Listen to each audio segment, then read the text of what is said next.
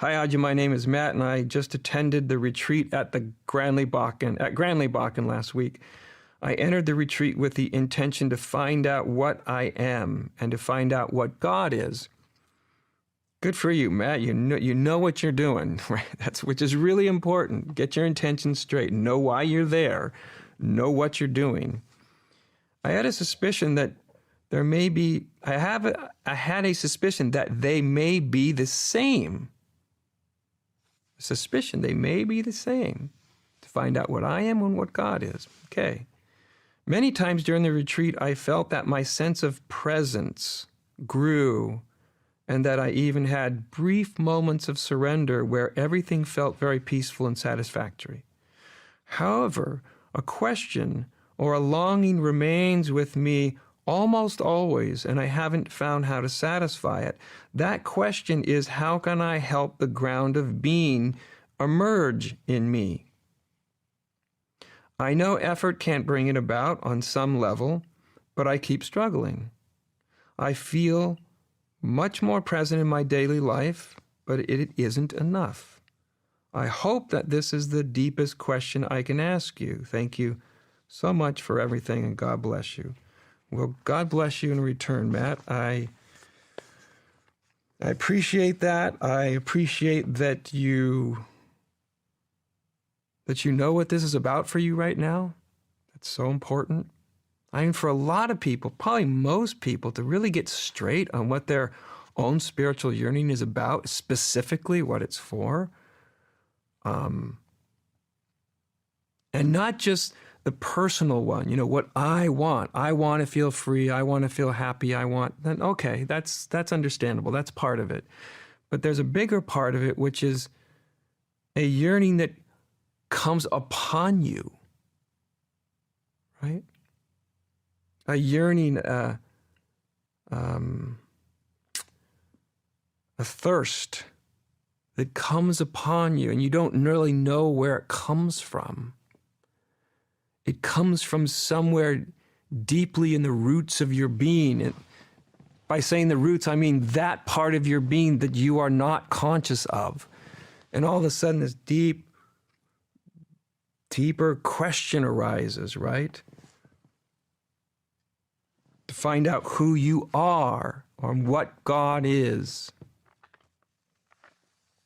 This isn't just the me saying, how can I have the best experience possible? I've heard enlightenment will do it for me, so that's what I want. That is understandable, but when you have that, you are not conscious of the roots of your being, of something coming up from way down in you that doesn't even feel personal, that grabs you, right? And says to you, this is what it's about. And what it's about isn't necessarily what you think you want. It's about something bigger, more mysterious, more fundamental. And I'm sure many of you know what I'm talking about when that spiritual impulse or that yearning reaches up and grabs you. And it's not even necessarily defined by what you want or don't want. It's something deeper than that.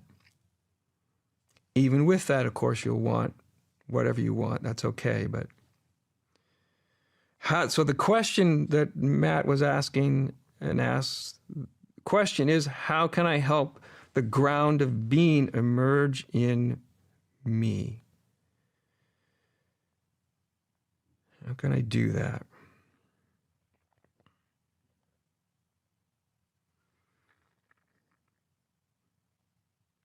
Well, Matt, or anybody that has this question, because these questions they have such a universal character to me. What can one do? Because this is getting right down to it, right? And I like the way Matt asked this question. I appreciate this so much. Question is, how can I help the ground of being emerge in me? What I like in this question, Matt, and the way you've constructed it, how can I help the ground of being emerge in me? There's no victim here. There's, how can I help? What can I do? There's a different voice than you know, poor me, can't find the ground of being, and you're just getting overwhelmed by your negative idea of yourself. And, you know, that happens sometimes. But that is also it's important to recognize when something in you is grabbing on to the identity of being a victim. I'm not saying that nobody is victimized. Certainly people are victimized. There is absolutely no doubt about that. But when we grab hold of I'm a victim as an identity, as who I am, as my fundamental experience of myself, well, when you do that, I mean, you know, strap the seatbelt in tight, because your life's going to be a really bumpy and unpleasant ride. And that's just the way it is. It's going to be unpleasant and it's going to be bumpy until you can get rid of that identity, even if you are someone that has been victimized. And that's unfortunate. Sometimes it's even a terrible thing. But it doesn't mean that anybody needs to live with that as an identity, because that is to allow yourself to be defined by what was.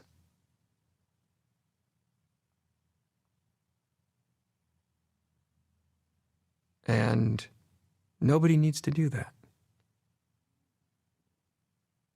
No matter what was. So I appreciate the way that, Matt, you're oriented towards around this, because there's no victim stance. There's just the question, how can I help? What can I do? That's a proactive thing. And yet the paradox is, as Matt said himself, I know effort can't bring it about, but on some deep level, I keep struggling. Right? So I want to know. I want to have some experiential knowing of the ground of my own being. I mean, who wouldn't want that? I mean, I know lots of people are uninterested, which is almost unbelievable to me. I wouldn't believe it if I didn't see it. But from another point of view, like, who wouldn't want to know the ground of their own being? That's almost the most reasonable question you could ever possibly contemplate.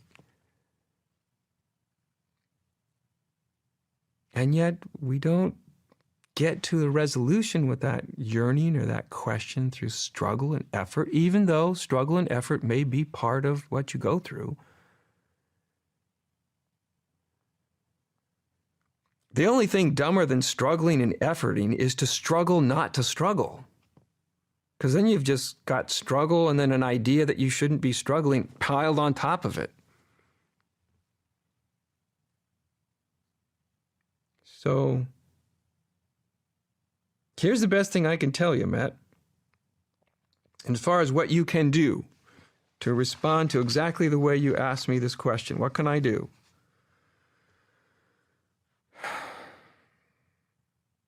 Contemplate.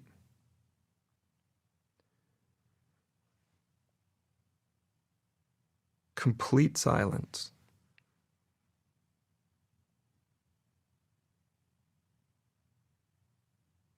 Notice I didn't say try to be silent, try to make your mind stop. I didn't say that because I don't mean that.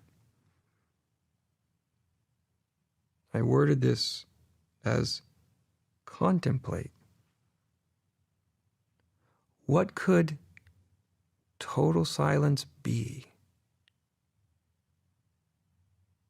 And you know that you don't know. You're not asking the question so you can know what complete silence is. That's not why you're asking the question. You're asking the question, what is complete silence, so you can elicit it from the ground of your being, from the roots of your existence. That's inquiry, you see. You're not looking for an answer. The answer stops everything. Stops evolution. I've got my answer. I'll put it in my pocket. I'm done. Thank you. But the answer is just another one of those glorious delusions. we were talking about a little while ago. A thing like sitting down and meditating and contemplating, what is total silence? And see what it's a way of evoking. See what it evokes in you. Focus on a kind of total listening, a deep, profound listening. A listening isn't striving. It's not struggling. It's not trying to get from here to there. Just you can listen with your entire being. In a certain sense, meditation is the art of complete listening.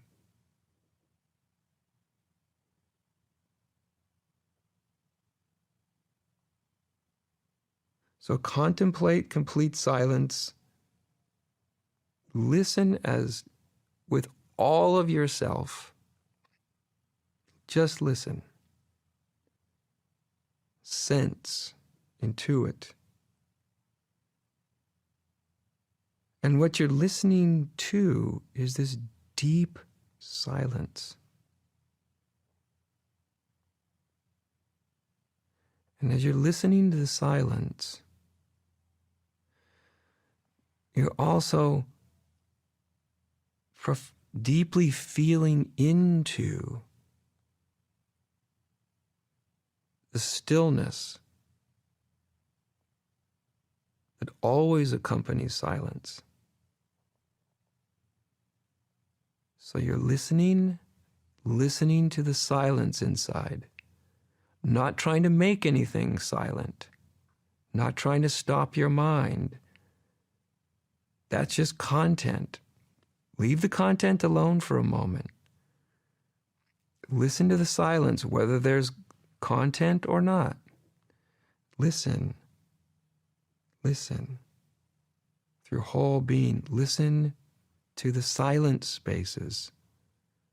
That's what nobody listens to. Listen to the silent spaces and feel the stillness that always accompanies silence.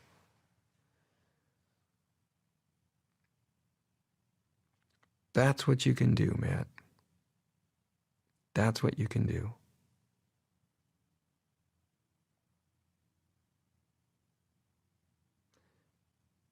Anybody that's interested in this kind of question, that's what you can do. It's not sexy. It's not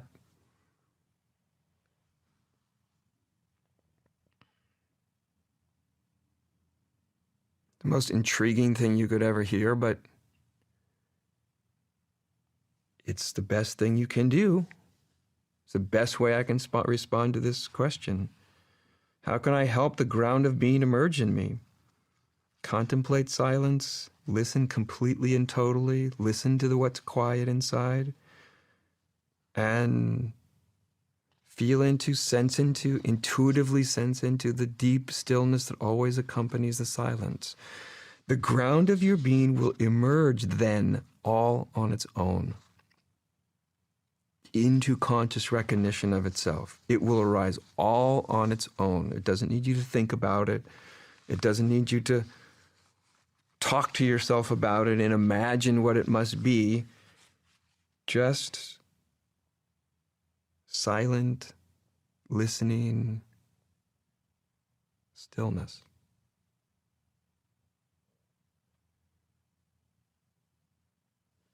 That will evoke the ground of your being into consciousness. I'm reminded in my mind that Ramana Maharshi had always said that the best practice is be still. And then he would say, inquiry or for those who can't be still.